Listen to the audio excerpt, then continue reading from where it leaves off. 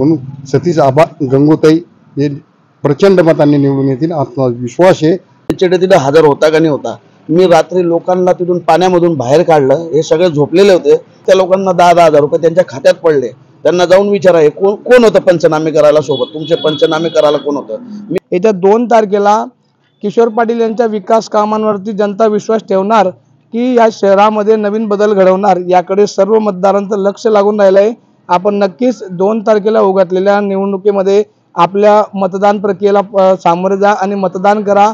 लोकशाहीचा हा सण आहे, महोत्सव आहे। आपल्या गल्लीतला उमेदवार आपल्याला विजयी करायचा आहे, तो कुठल्याही पक्षाचा असो, आपली पसंती त्याला द्यायची आहे। प्रभाग क्रमांक 3 मध्ये सतीश चडे यांच्या विरोधात भारतीय जनता पार्टीचे उमेदवार लक्ष्मण पाटील यांनी उमेदवारी केली आहे।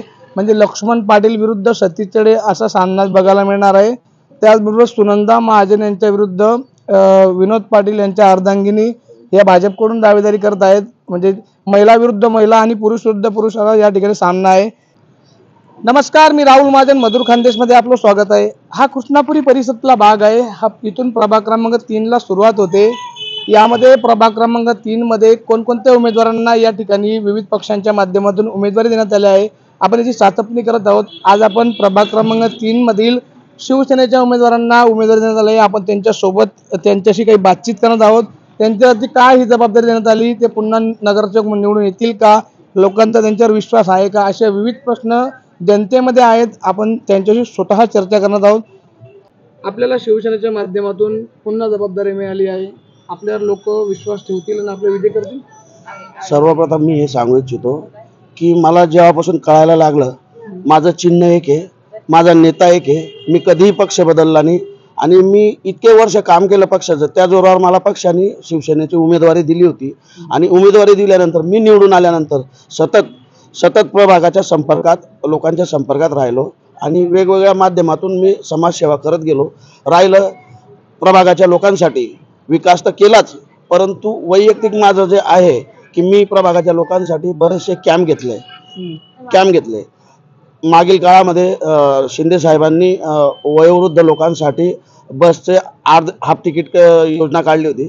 त्याच्यासाठी लोक वनवन भटकत होते, परंतु मी ती भटकंती बंद करण्यासाठी प्रभागामध्ये तो कॅम्प घेतला आणि कॅम्प घेऊन कमीत कमी 150 लोकांना त्याचा लाभ दिला विनामूल्य। त्याच्यानंतर कोरोना काळामध्ये मी स्वतः घरात न बसता लोकांच्या मदतीला धावून गेलो। माझ्या परीनं जितकं माझ्या स्वखर्चाने मी लोकांना किराणा वाटप केली।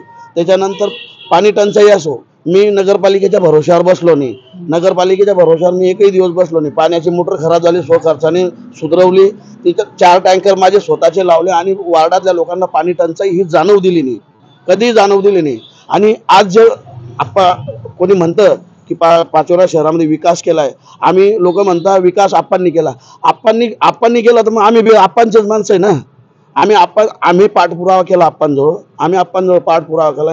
ह्या पाचोरा शहरामध्ये विकास कामं आप्पांनी केले आणि पाचोऱ्याची जनता ही किशोर आप्पांच्या पाठीमागे आहे आणि आप्पा जनतेच्या आशीर्वादाने छाती ठोकपणे सांगता की पाचोरा शहरामध्ये विजय आमचाच आहे आणि ती सत्य आहे, कारण विकास केला, विकासच्या जोरावर हे बोललं जातं। या ठिकाणी आमदार किशोर पाटील यांचा पराभव व्हावा म्हणून गिरीश महाजन, मंगेश चव्हाण किंवा इतरही नेते आणि पाचोऱ्यातील भाजपची पूर्ण मंडळी यांचा विरोध म्हणून त्यांच्या प्रतिस्पर्धी उभे आहे, यावर तुम्ही काय सांगाल? गिरीश महाजन हे जामनेरला राहतात, इथं लोकांच्या कामामध्ये आप्पासाहेब येतात, आमदार आप्पासाहेब आहेत, त्या सुद्धा सरकारी योजना असतात त्याचा पाठपुरावा वरती महाराष्ट्र सरकारमध्ये आप्पा करत असतात आणि कुठलंही शेतकऱ्यांचं अनुदान असेल कसं काही असो तर सर्व गोष्टीचा आप्पासाहेब पाठपुरावा। तर मी हमेशा हेच सांगतो, आप्पांनी जी पाचोरा शहराच्या विकासासाठी मेहनत घेतलेली त्या विकासाची पावती आप्पांना 3ऱ्यांदा हॅट्रिक करून मिळालेली आहे। हॅट्रिक विरोधकांनी भरपूर प्रयत्न केले आप्पांना पाडण्याचा, पण ते सगळे एकत्र आल्यानंतर सुद्धा आप्पाला पाडू शकत नाही, ही काळ्या दगडावरची पांढरी रेष आहे। आपल्यासोबत त्यांच्या सोबतला जे उमेदवार देण्यात आले आहेत त्या देखील महिला कार्यकर्ते आहेत। मागील अनेक वर्षांपासून त्यांची शिवसेनेशी नाळ जुळलेली आहे, त्यांना उमेदवार देण्यात आले। पहिल्यांदा आप्पांसाठी जय महाराष्ट्र आणि आप्पांसाठी जेवढं सांगितलं तेवढं कमी।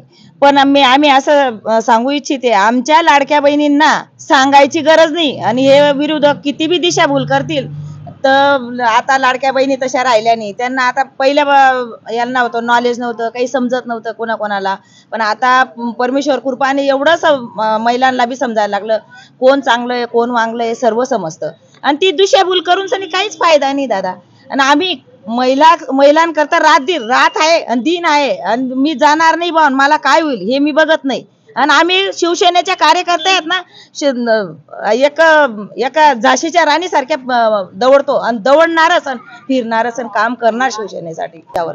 आणि असं नाही मला इकडे टाकलं तिकडे टाकलं, मी सर्वांकडे मी दुखासुखात कामाला आलेली, त्याच्यामुळे मला उमेदवारी मला निश्चितपणे आहे. आप्पांच्या आणि एक शिवसेनेच्या याच्यावर जोरावर आम्हाला विजयी होणं गरजेचं आहे, होऊच ही गॅरंटी आहे आम्हाला.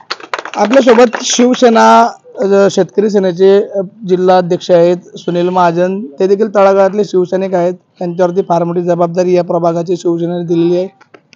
काय सांगाल, हे दोन्ही उमेदवार आपण त्यांना विजय करण्याचे विजय होतील? नक्कीच होतील, यात काही शंका नाही आहे.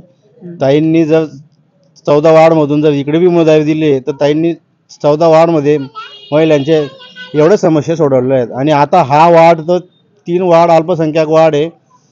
काहीतरी महिलांना काही कामं इथं माहिती नसतात. आता ताई आमच्या वार्डात आल्यामुळे महिलांच्या समस्या 100% सुटतील व सोबत आबा बी आहेत. दोन्ही मिळून वार्डाचा विकास होईल, मी एवढं सांगू शकतो. आपल्यासोबत काही महिला आहेत, काय सांगाल ताई, विकास झालाय का पाचोऱ्यात? हो झालाय. काय झालाय, कुठे झाला विकास? आपणमुळे विकास झालेला आहे पाचोऱ्यामध्ये. तुम्हाला वाटतं की शिवसेनेला पुन्हा जनमत मिळेल? हो मिळणार. आपल्या प्रभागामध्ये महिला आघाडीच्या पदाधिकाऱ्यांना जबाबदारी दिली आहे, त्या नगरसेवक म्हणून निवडून येतील? हो मग येतीलच.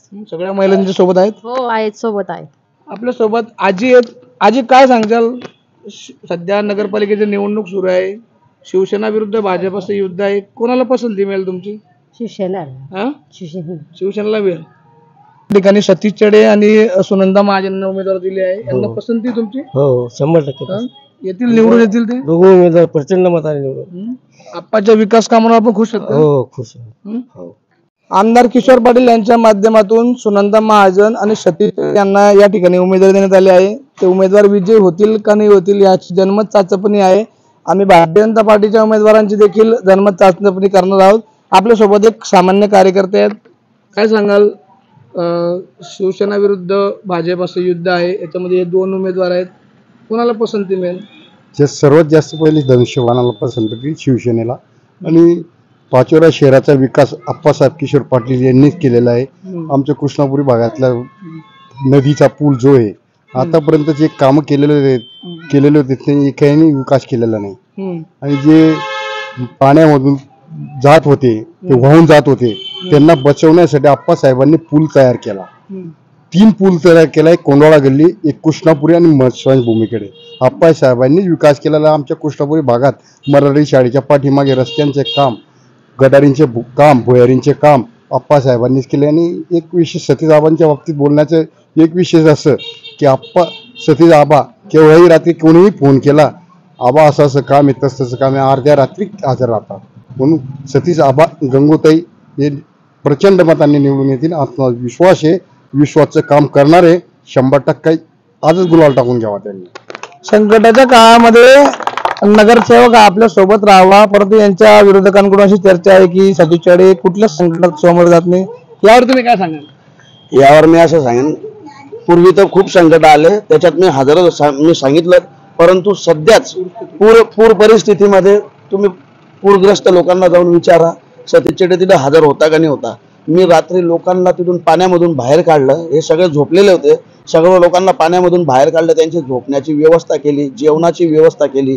आणि पुरामुळं त्या लोकांचं जे अन्नधान्य वाहून गेलं होतं त्यांना तात्पुरती सुविधा करून दिली. मी 8-15 दिवसाचं जितकं त्यांचं जेवणाची व्यवस्था करता आली तितकी जेवणाची व्यवस्थेसाठी मी किराणा किट त्यांना वैयक्तिक माझ्या स्वखर्चाने दिले. आणि नंतर मी प्रशासनाला जाऊन जागा करून त्या लोकांची कशा पद्धतीने मदत करता येईल त्यांच्या सर्वांचे सर्वे करून घेतले, पंचनामे करून घेतले. पंचनामे करून त्या लोकांना कशी मदत मिळता येईल आज त्या लोकांना 10,000 रुपये त्यांच्या खात्यात पडले. त्यांना जाऊन विचारा कोण होतं पंचनामे करायला सोबत, तुमचे पंचनामे करायला कोण होतं. मी स्वतः उभं राहून त्या लोकांचे पंचनामे करून घेतले. पंचनामे केल्यानंतर त्यांना मदत मिळाली आणि आज ते लोक खुश आहेत त्या विषयावर. आपल्या सोबत सुनील महाजन आहेत, आपण त्यांच्याशी बोलणार आहोत. आप्पासाहेबांच्या माध्यमातून आम्हाला पूर्ण विश्वास आहे, आम्हाला न्याय तर दिलेलाच आहे. सोबतच आप्पासाहेबांनी जे विकास कामं केले त्याच जोरावर आम्ही 3 नंबर वार्डात सुद्धा निश्चित विजयी होऊ. आणि जे काही लोक समाजाचं काही ध्रुवीकरण करताय की ते समाजाचं पितवण्याचं काम करताय, लोकांना दिशाभूल करण्याचं काम करताय, ते लोक त्यांना त्यांची जागा दाखवून देतील. या प्रभाग क्रमांक 3 मध्ये सतीश चेडे यांच्या विरोधात भारतीय जनता पार्टीचे उमेदवार लक्ष्मण पाटील यांनी उमेदवारी केली आहे. म्हणजे लक्ष्मण पाटील विरुद्ध सतीश चेडे असा सामना बघायला मिळणार आहे. त्याचबरोबर सुनंदा महाजन यांच्या विरुद्ध विनोद पाटील यांच्या अर्धांगिनी या भाजपकडून दावेदारी करत आहेत. म्हणजे महिला विरुद्ध महिला आणि पुरुष विरुद्ध पुरुषाला या ठिकाणी सामना आहे. येत्या 2 तारखेला किशोर पाटील यांच्या विकास कामांवरती जनता विश्वास ठेवणार की या शहरामध्ये नवीन बदल घडवणार, याकडे सर्व मतदारांचं लक्ष लागून राहिलं आहे.